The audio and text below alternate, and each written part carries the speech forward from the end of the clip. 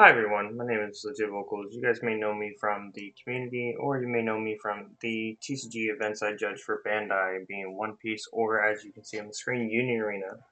Today I wanted to talk about Union Arena and the aspect of it's a game that is recently came out in America these last couple months, and I'm very excited to see where it goes in North America as a whole. Last night I played in my first big tournament. Played in a box tournament hosted by Keebs in the UA Plus community. I ended up playing Kurapika and I ended up taking it today. I want to go over my list and then talk about my thoughts and aspects of Union Arena moving forward. This is not an end all be all list. I feel like Kurapika is the one list where we are kind of a toolbox, and being a toolbox, we can adapt and change our deck to the format and what we think we're going to see a lot. So I'll start with my zero lineups. Simple, nothing crazy. It's going to be 4 Kurapikas off the rip. We need these for the raid, and mostly the name because later down the road it synergizes with other cards. Secondly, I play 4 Zeptile instead of Satotes. Zeptile being able to draw a card and discard a card, as well as being a draw trigger, helps fix our hands early game with bad draws and when we need to find our 7 drops or other key pieces for certain matchups. Then we have Mito. I am playing 11 0 drops in total today. The Mito helps with BP powers and it's also an active trigger. So when we get into 4K battles or some of our effects care about BP powers, Mito giving that plus an extra 1,000 really helps clear the way for some of our other effects so we can get in there and go the distance with some of the higher powered decks. Now, we only play one drop in the deck, and that's going to be Bounce Leorio. I wasn't playing this for a while. I did go back on it because I like to have the recursability and reusability of Zephyl and Mito over and over again, as these are the only 3 targets that this card can bounce besides itself. So there's not really much else I'm doing with it, but if I am bouncing a Zephyl, it helps me filter another card. If I'm bouncing a Mito, it lets me buff again. So it's a good recursive card that helps me do the things I need. And then I am playing 2/2 drops, being the Netero that generates an additional energy when it is active. This is kind of an early game card. Also, if I need to in matchups where people are pushing up their zeros, it is a 25 I can put out front. Key difference here, people may ask why do I not play Melody as the 1 drop? Melody is a good card. It generates energy while on the front line and also can stem some of that early impact from rush decks. I didn't end up playing it because I feel with the amount of energy we're going to have, and once we set up our thing, we really don't need the Melody up front.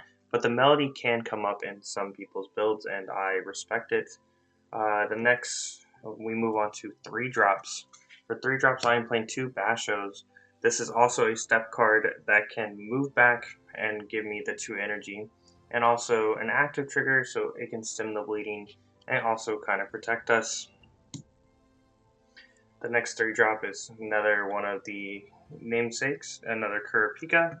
It's 3 drop Kurapika. It is a 3 drop, 2 energy, 3k base. But if we're at 6 energy, it becomes a 4k. So you can really just get this up there early, have a 4k blocker, or just a 4k attacker to contest late game. And with Mito, this can become a 5k, so you can make it so they can't block for free with Lancelot, other Kurapikas, or any 5k bodies, moves on, stuff like that, because you can make this into a 5k. Then I am on 3 Leorios. This Leorio is hands down probably one of my favorite cards in the deck. It is a 4/1, 35k power. Once per turn, when attacking, if your opponent does not block, you get to draw a card. And then for 1 AP, you can give it 1500 power and impact 1. So it becomes a 5k with impact. So it lets us fight all the bigger power decks and give us a way for lethal. So you can put this down in your energy line, wait a turn, you realize you need 1 more damage, you can push Leorio up, pay the AP, give the impact there. This is a very controversial card. People say play it at 4. I play it at 2, only for my build at the time. It is Neon. Neon is a very strong card. It's going to enable us to play practically our whole deck. It is a 5 energy requirement, 2 AP card that generates 2 energy. It's only 2,000 power, so it's not really there to be an attacker. It's there for its effect. And its effect is we get to look at the top 4 cards of our deck, pick a character from it, add it to our hand.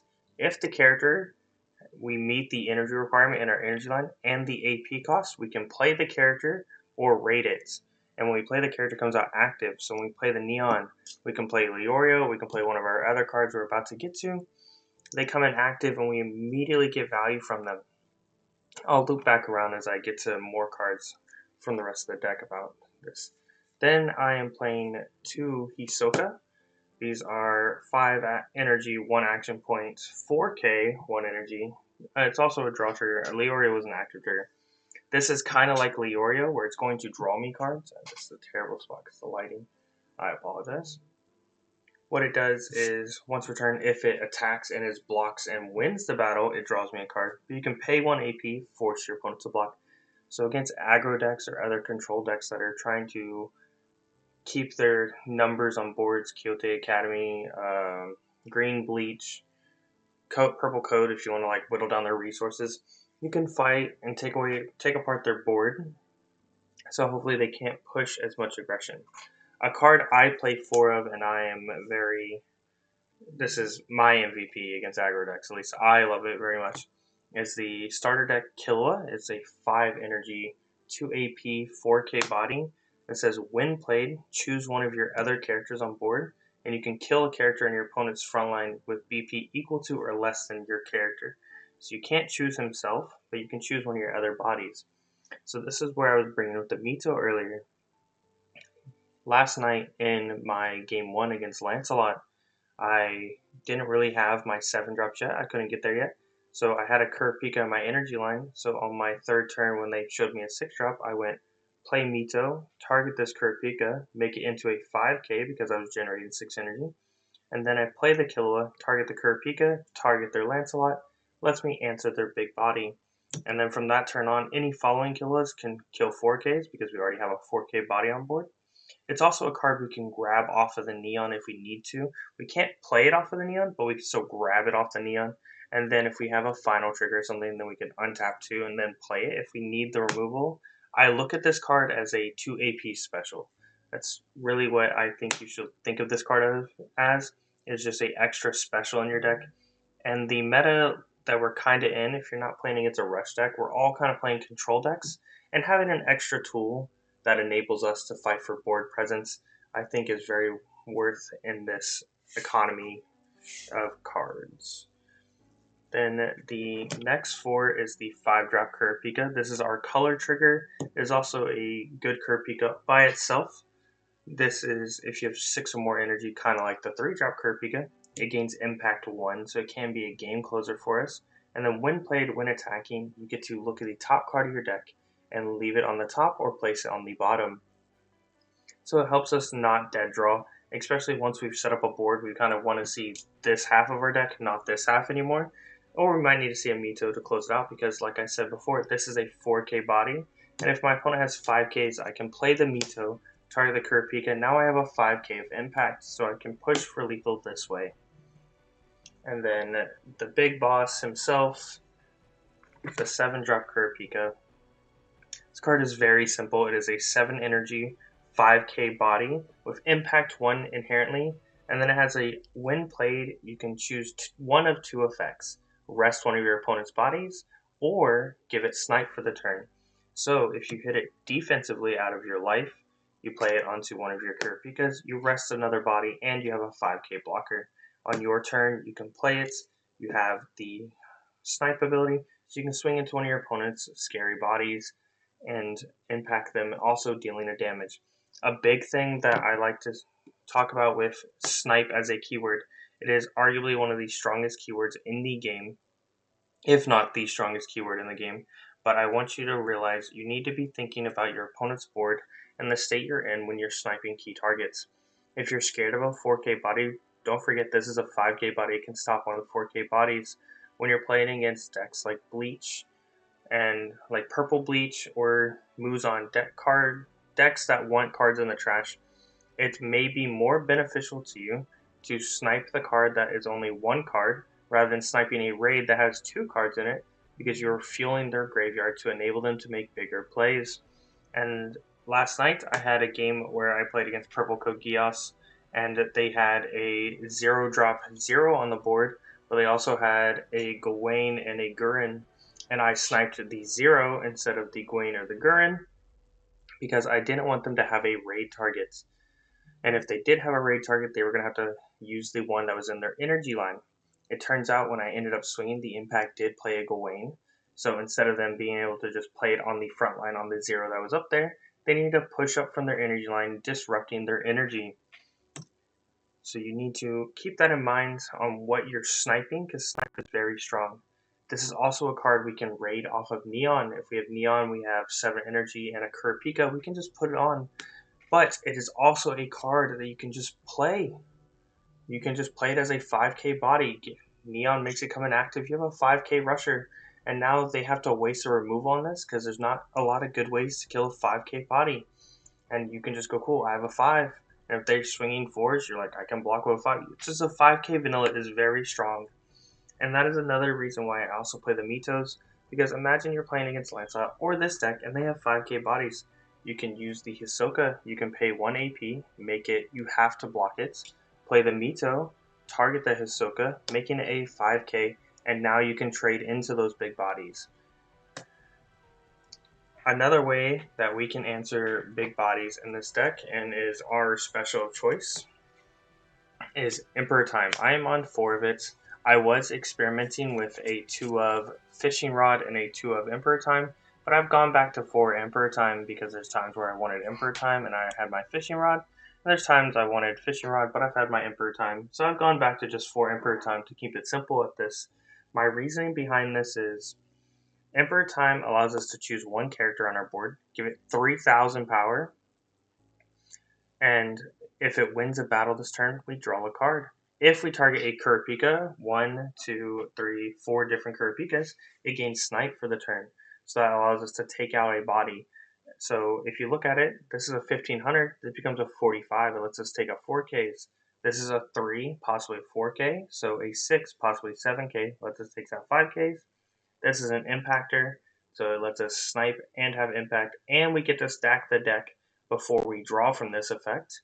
And then our big boss monster just lets us give it snipe again, 8k into something, getting rid of it. The reason why I was on 2 Fishing Rod for a while, Fishing Rod is a card that says you get to bounce a card your opponent controls with BP less than or equal to one of the characters on your field. If you have a Gone, you get to kill it instead. I was literally just playing it as a bounce to stem the bleeding for when opponents have big boards, or if I just wanted to remove a body off the board. Because we have the 5Ks, we have the 4Ks, bouncing a body sometimes is just what we need, especially if it's a raid body, because then they need to spend 2 AP to replay the card out. When you're looking at Nanami that's like win sideline, they get to mill and rest your guy down, you can just go, cool, bounce the Nanami so you don't have to worry about the sideline abilities. In that situation, it also lets you get around some impact negates if they have impact negates, guys. Just bouncing the impact negate. But Emperor Time kind of does the same thing because you can give snipe and swing into a different body. And then the final card, we are on 4 specials. I was on 3. I went back up to 4, and the reason why I'm on 4 instead of 3 now, because this should be a 3rd Neon, and this is probably going to be my 3rd Hisoka. But if I wanted to go back to 2, but because I am on the 2 AP Killuas now, I want to play as many finals as I can, because there is a turn where it did happen last night where I played 1 Killua, killing a body, and then I played the final untapping a second AP, play a second Killua, kill another body. So as I said, just look at these as extra specials, and with the finals, you can play 2 extra specials a turn. It's very simple. I'm happy with how this list performed. I'm happy that a set that came out at the beginning of the game is still competing with some of these newer decks. Sadly, I did not play against any Demon Slayer decks last night, but overall, I am happy with how the deck performed. I know Tanner and Rachel and my final opponents at the end of the night yesterday, we all were on Kurapika. So I am very passionate about this deck. It is one of the decks I've played for the time I played in JP format and played in now America format. And I'm excited to see what the pilots that like this deck do with it. Rachel is very adamant on this deck. Tanner is very adamant on this deck. He likes me and him think very similarly with how we approach Kurapika as a toolbox deck. And if you like a deck where you can build it how you want, like my opponent in the finals was playing Hanzo's, which can swing, become a 5k, or swing, threaten damage too, then definitely give the deck a try. It's definitely something that you can build to your like and your mold, and hopefully see progress with it how you want. Now, what I wanted to get to talking about with Union Arena. So I played the game in Japan before it was announced in America. I mostly was a Purple Code Geass player because when Volume 2 came out is really when I dabbled into Union Arena, and I played Lelouch mostly. Lelouch Control was probably one of my favorite decks to play. I slowly transitioned over to Kurapika, which is my current North American deck, because they got it after Code Geass. And I really enjoyed Kurapika, mostly because of Snipe and also having 5k bodies. Another deck that I pivoted to and put a lot of time into, I put about 4 months into Pilgrim Dorothy and Purple Nikke. It is a deck that I am looking forward to because in America, Nikke has been announced for us, and I am very excited for it. Another deck I am currently playing in JP is Blue Arcanines. I'm playing Calcith Loop. It is a very fun deck where you get to bounce your characters a lot to generate a value engine that is not really seen in other decks yet.